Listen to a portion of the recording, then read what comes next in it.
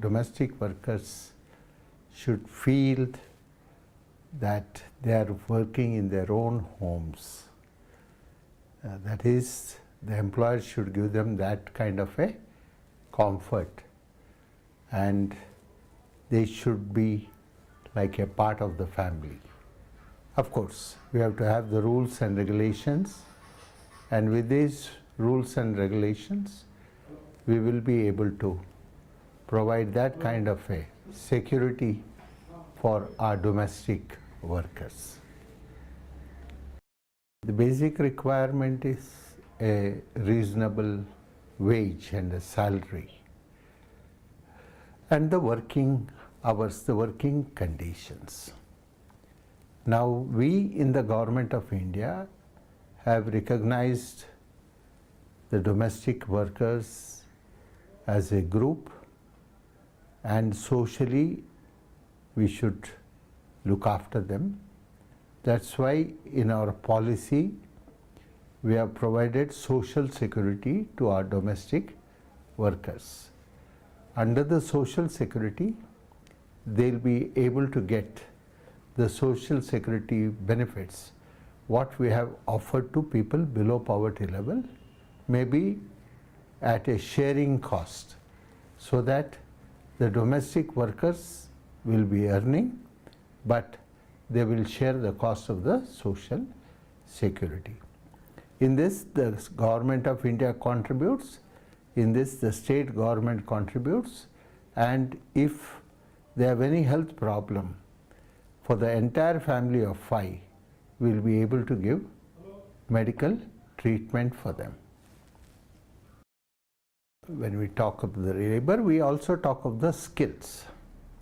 Now, domestic worker is not merely a kind of laborer, but right from the beginning I am saying that domestic worker is a part of the family.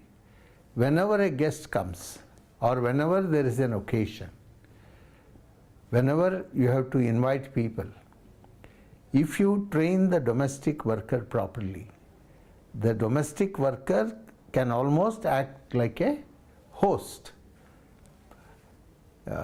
If the kind of training is properly given, a domestic worker can go and receive the guest, can make them comfortable in the drawing room.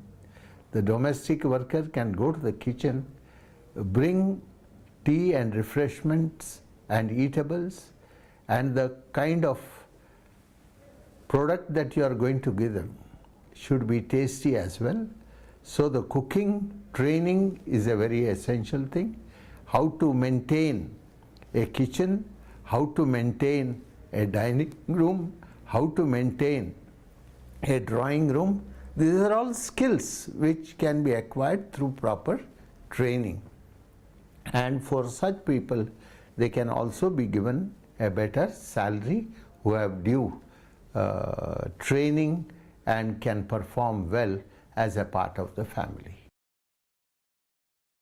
We have accepted the responsibility to look after the domestic workers as our labor force. So we'll be able to provide the kind of comfort that they require through our legislation. And the living condition is very essential for a domestic workers. There are different kinds of domestic workers. There are domestic workers who work on an hourly basis, domestic workers who are staying in their own houses and come and provide service for a family. There are live-in domestic workers. There are broadly 3 categories of domestic workers. Each one has to be seen in a different way. For example, domestic workers who work for more than one family, maybe we'll have to work out a kind of wage for them on hourly basis. For a worker who comes and spends more time, maybe the worker will have to be treated as a regular domestic worker. The third category, live-in worker. The workers should have the basic facilities like place to sleep, and the necessary sanitary facilities, including their health care, things like that. They should be treated more or less like a member of the family. So we are working on a national policy. We already have had discussions. We had a group of ministers discussion on these things. Basically, it is the state which implements these policies through legislation. Some of the states have already passed legislations to provide for social security for the domestic workers. Rest of the states have to bring in this legislation.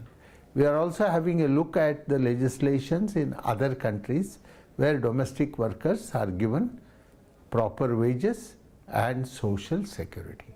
So our endeavor would be also to see that the maximum benefit is given to a domestic worker.